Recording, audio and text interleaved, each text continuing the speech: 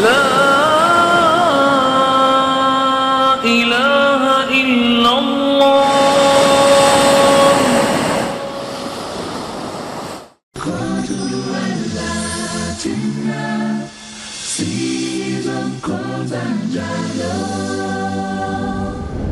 Say Allahu Akbar, Allahu Akbar. God is great. Allahu Akbar, Allahu Akbar.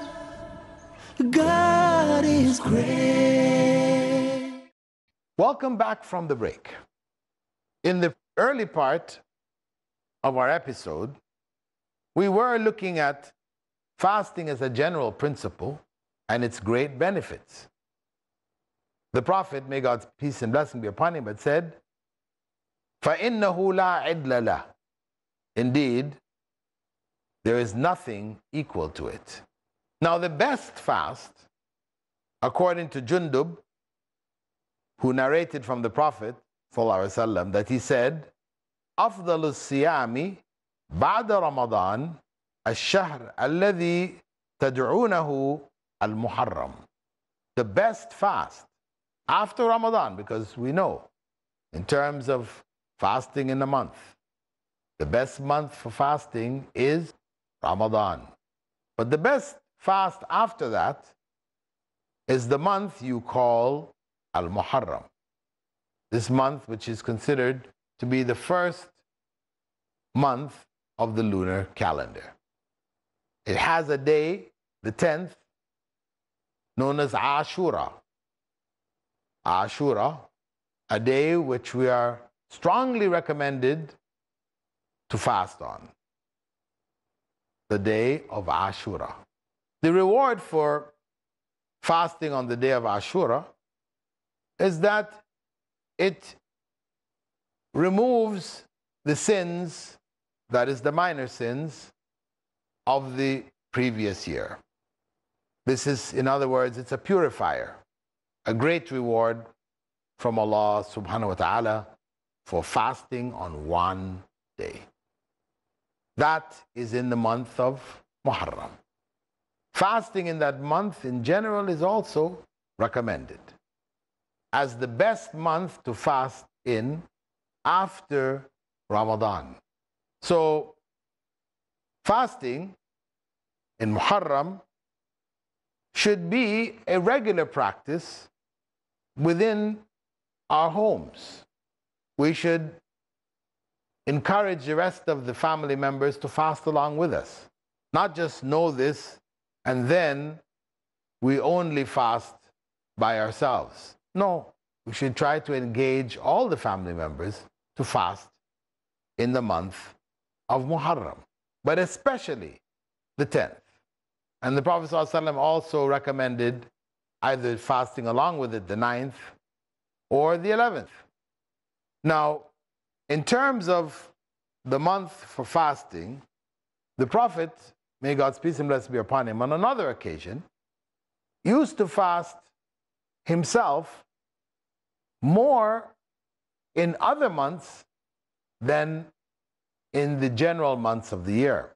Aisha said, كان أحب الشهور إلى رسول الله صلى الله عليه وسلم أن يصومه شعبان ثم يصله برمضان. The fast which the messenger most liked to fast voluntarily was Sha'ban, fasting of the month of Sha'ban, the month before Ramadan. Then he would join it to Ramadan. So this was his own practice. However, his recommendation was Al-Muharram. His own practice, which was observed, was Sha'ban. So we can look at Sha'ban as also being amongst the best months to fast. In fact, in some narrations, it was mentioned that he used to fast in that month, in the month of Sha'ban, more than in any other month. More than in any other month. And that doesn't contradict the fact that he said the best month to fast in, for everybody in general, the best month to fast in was Al-Muharram, after Ramadan. And we should note here that he used to connect it up, Sha'ban, he would connect it up with Ramadan. We're not allowed to do that. We're supposed to stop fasting a few days before Ramadan starts. We're not allowed to connect it to Ramadan. This was something special for the Prophet Muhammad sallallahu alaihi wasallam himself. In terms of continual fasting, for those who want to fast more, that we mentioned the 2 days, Mondays and Thursdays.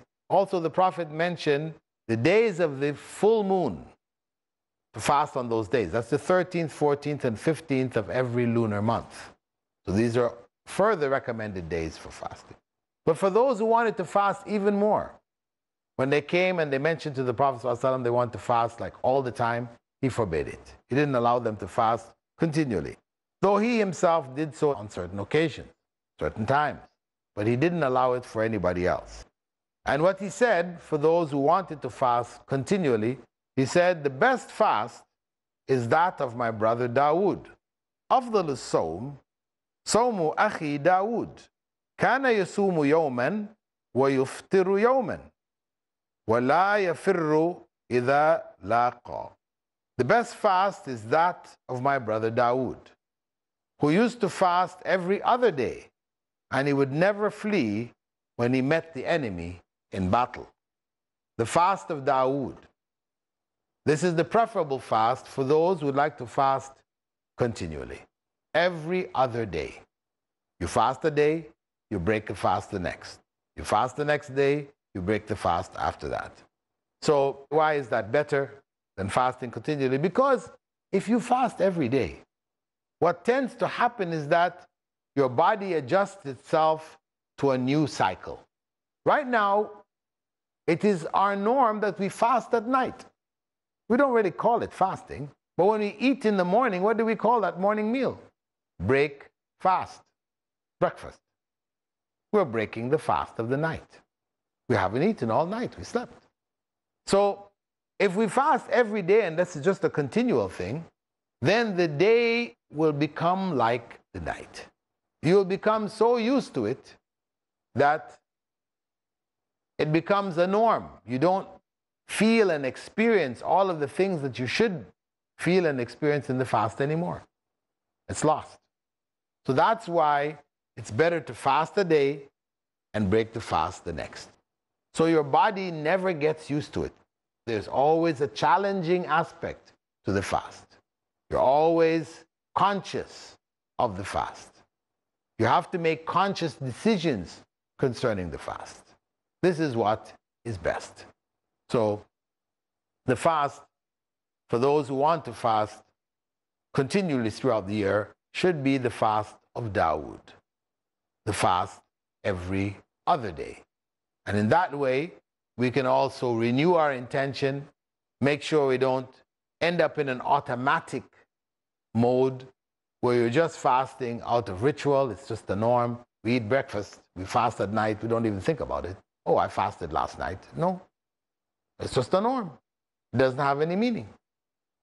So similarly, we don't want to get into fasting in that way. That's why we only do it in the month of Ramadan.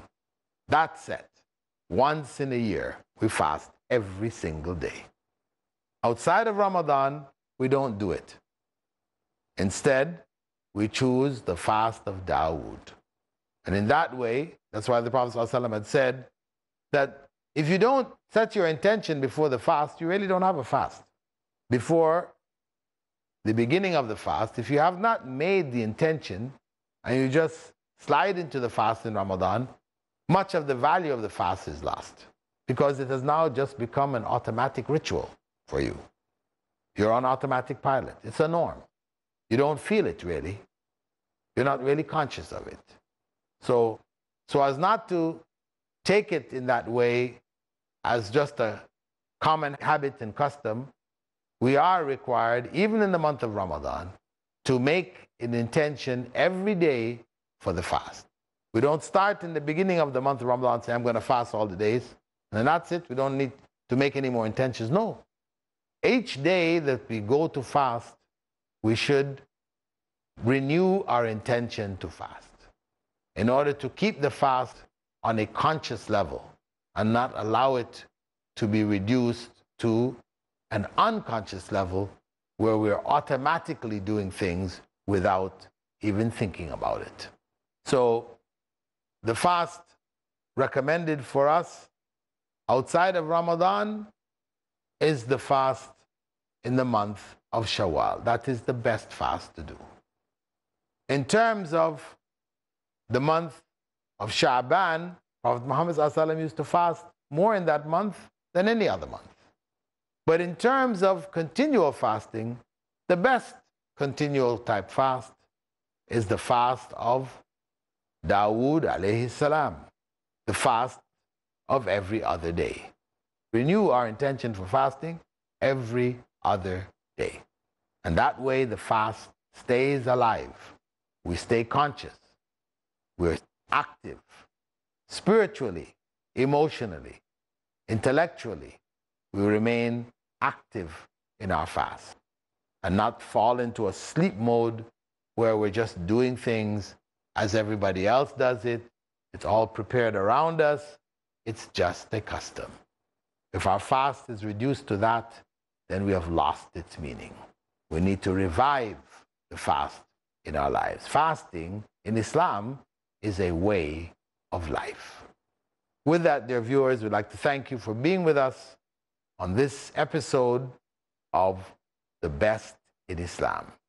And we hope that you'll continue to follow this series throughout the year. I bid you now farewell and pray for your success.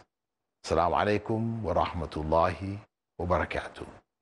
Season Consualatina, Season Consanjalo, Season Consualatina, Season Consanjalo. Praise when you're lonely, praise him every day. Say Allahu Akbar, Allah. Islamic Online University presents you with the golden opportunity to study the various branches of Islamic studies from the comforts of your home. Now, you get to study at your own time schedule and at a pace that suits you best. IOU is the brainchild of Dr. Bilal Philips, who envisioned an institution that would offer undergraduate and postgraduate courses online and completely tuition-free. Choose from the widest range of programs that you can ever imagine. Bachelor's in Islamic Studies, Intensive Arabic Program, Global Quran Memorization Program, Bridge to Master's in Islamic Studies, Bachelor's, Certificate, and Diploma in Psychology, Education, Islamic Finance, Business Administration, and Information Technology, and the Crown, Master's in Islamic Studies. Our syllabus is based on the bachelor's degree program of Madinah University, Durman Islamic University, Al-Azhar University, and other reputable Islamic institutions. Your journey to acquire Islamic knowledge is just a click away. IOU is globally accredited. No traveling required. Save time and money. Study according to your own schedule. Assignments, tests, and exams conducted online to help you ace each course. Audit stream for those who have no time for exams. Textbooks and Islamic resources are completely free. Study under the guidance of highly qualified scholars. Enlighten yourself with the power of knowledge. Get access to live sessions, lectures, audios, and much more. Customize your own study plan and pick anywhere between 2 to 9 courses per semester. If you are looking for something even more flexible, do not despair. We have got you covered. IOU offers a completely free online diploma consisting of more than 35 courses. Say goodbye to time constraints. Join the world's first tuition-free Islamic university with a massively diverse student body from around the world. Islamic Online University, changing the nation through education. Register now and get started. Visit www.iou.edu.gm for more details.